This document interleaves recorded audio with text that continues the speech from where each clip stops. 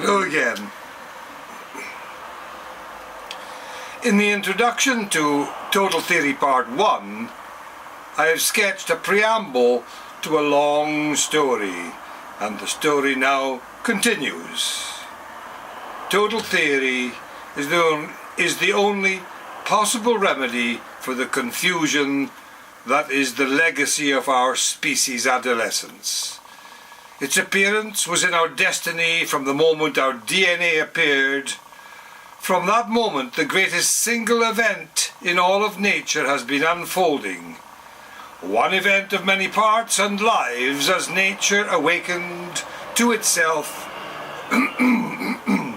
through our evolving social being. Society is the ultimate pre-digital cloud, the living material brain of nature and social being, each within the other. All is one. Social being, however, another whole, located and deployed within the awakening material whole here in local nature, was hijacked along the way by warriors, holy men and cheats, who learned that confusion was their greatest weapon. Force as fantasy and fact has become the norm of civilization, and nothing has changed. Conform or die, from Plato's Republic. Islamic State in Levant, ISIL, is one of, but by no means the most brutal and savage expression of it. Civilization is built on it. With the best of intentions, perhaps, but only perhaps, thinkers of every sort down the centuries, and witch doctors too, did nothing so well as add to the almost impenetrable confusion of our species' adolescence. Unfortunately, things had to get worse before they could get better. We now have a very dangerous legacy, and it may kill us all very soon. But conformity kills too. It kills our creative potentials and reduces us to disposable chaff in the wind of someone else's dreams of power. I heard on the news today that the last 40 years, more than half of all the world's creatures have been eliminated. This trajectory of death is both tragic and savage, but unsustainable. Force as fact and fantasy has become a war on life itself.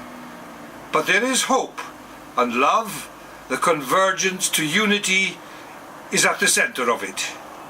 Like all good stories, therefore, Total Theory is a love story. There is a heroine and a hero, yin and yang. They seek their love in a union that is constantly under threat from the dark forces of a self-deluded villain. These dark forces thrive on confusion, and it threatens to split and deflect the hopeful yin-yang union of love at every turn. This is classic, don't you think? Will these dark forces succeed, or love triumph? The drama is played out on the greatest stage of all, nature's awakening to itself through the inner life of your devalued, dehumanized common sense.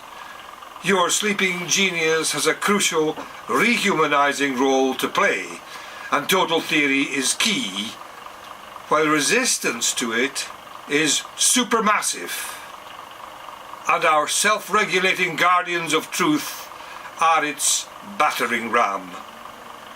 I have been told time and again during many years, even if Total Theory was entirely valid and true, that the intelligence of the ordinary person is not sufficient to understand it. I take the opposite view in Total Theory, and can confirm the reason why mainstream scholars, with few exceptions, cast doubt on your intelligence. It is very simple. Their jobs and their careers depend on it. Our guardians of truth have very muddy feet of clay. They put their careers above the question of truth in the broad, and instead defend selected instances that add up to the power-seeking ideology of isolated, passing moments of truth. They have supplied fantasy to force to defend in defence of the passing status quo through the long, dragging centuries of our species' adolescence. Their aims were assembled in defence of what today has become indefensible. Nothing has changed. Our guardians of truth have had every opportunity to embrace yin-yang dialectic from Spinoza in the 17th century for more than 300 years of the modern period, but mainstream scholarship rejects it root and branch, and by default, quietly but insistently casts doubt on your intelligence. Are they stupid, misguided, or merely cynical?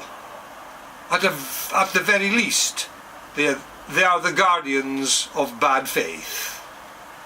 You, not others, are the proper judge of it, and you will soon be able to test the matter for yourself.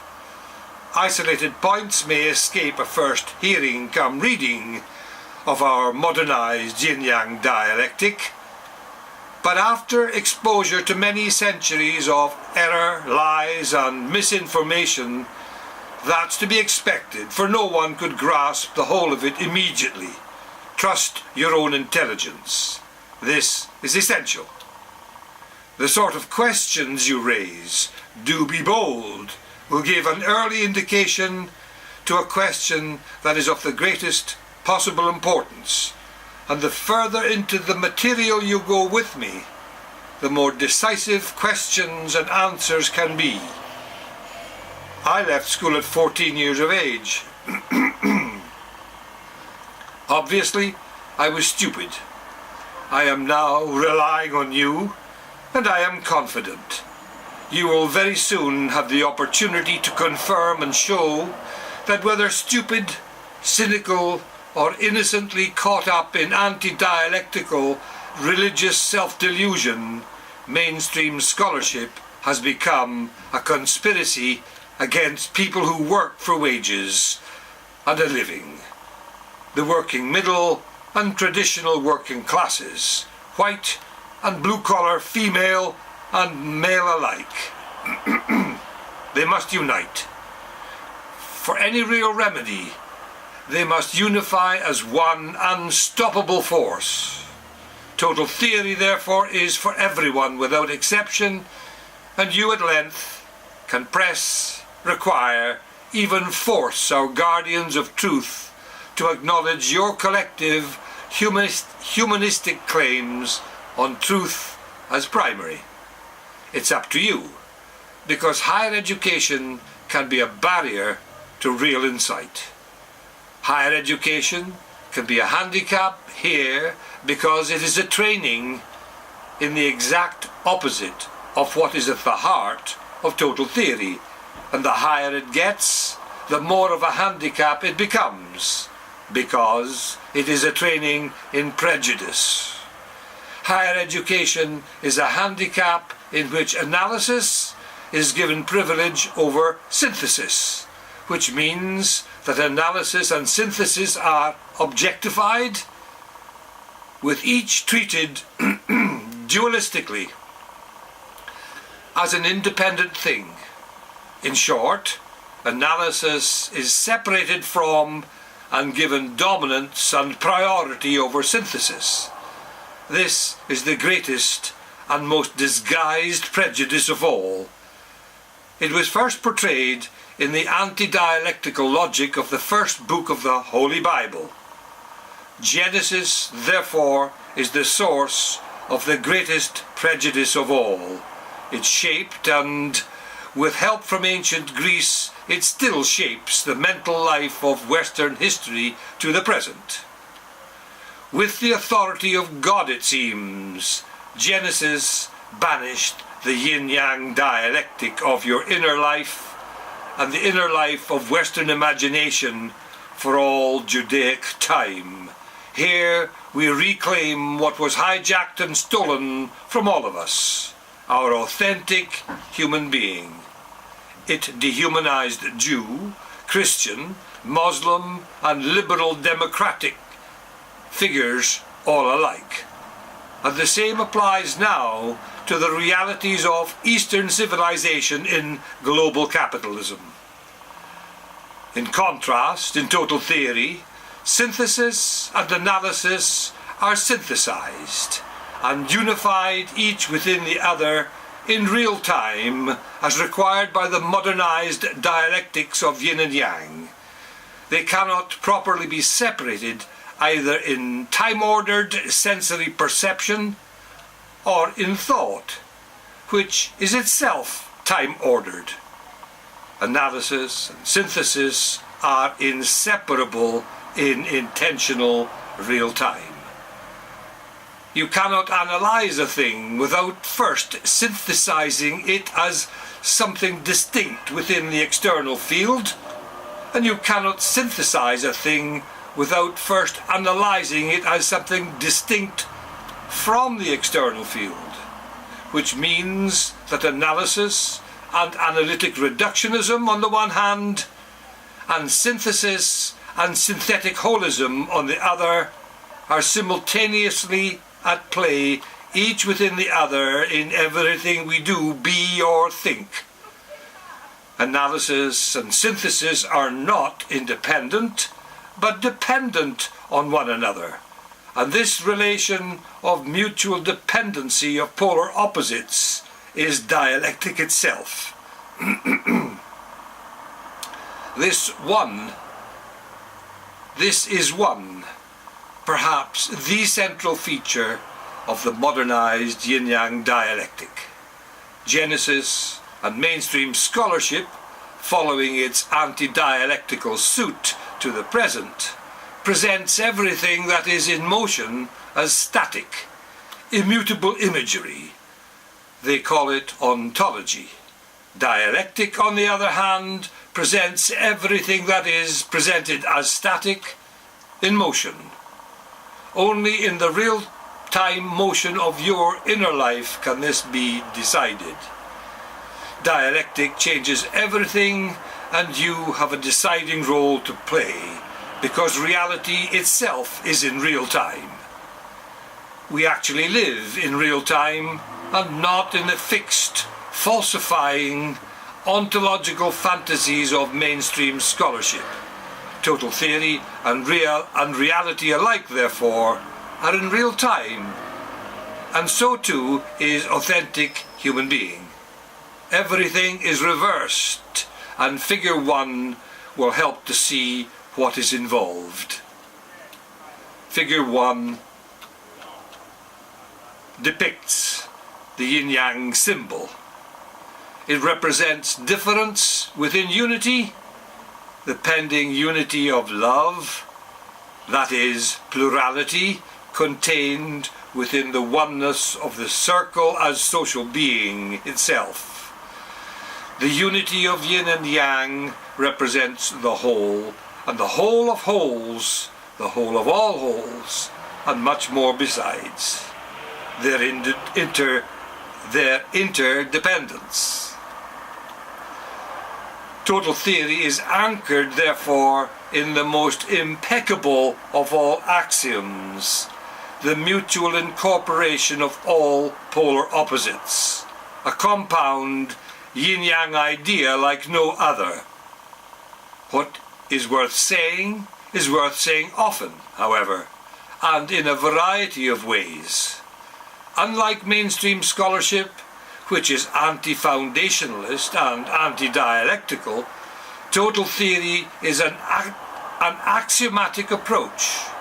Total theory is based in what the scribes of Genesis rejected, namely a single non-mystical yin-yang principle, and mainstream scholarship has followed its anti-dialectical suit to the present. It is confined, therefore, to the production of ideology, the deadly enemy of truth. For the record, all ideas are compounds of many compound units or parts. The yin and yang symbol is a very special case. Although total theory is mainly about the liberated future of your inner life, it is as much about what stands in its way, the inner life and truth of the past. It will surprise you, to say the least. It will amaze you with things you never knew about your inner life. This is the main point, however. If total theory is about the liberation of your inner life, it is also about the liberating future and survival of civilization. It has a very deep past, going back to and beyond the origin of our DNA, back to and beyond the origin of life, and even back beyond the Big Bang itself. There was no ultimate beginning. With adolescent reasoning, the scribes of Genesis said otherwise, when in fact everything is in eternity and in eternal motion. My crude drawing of a timeless yin-yang disc suspended at an angle, therefore, will help in sussing the meaning of dialectic, the central concept of total theory. It is detailed more rigorously in the next part of this introduction. At bottom, there is only one concept to master: the dialectic of a modernized version of yin-yang logic. Figure 1 represents the universal constant in its barest form. The past and the future coincide in black and white. Street talk is more faithful to yin-yang dialectic than mainstream scholarship because it is severely realistic. But street talk is not enough for the purpose in hand. The love story has begun and its experimental journey has been launched. See you in part 3, where the buried yin-yang dialectic of your inner life is brought into sharp relief against the backdrop of all contending claims. Take a break. Open your eyes, look up to the skies and see.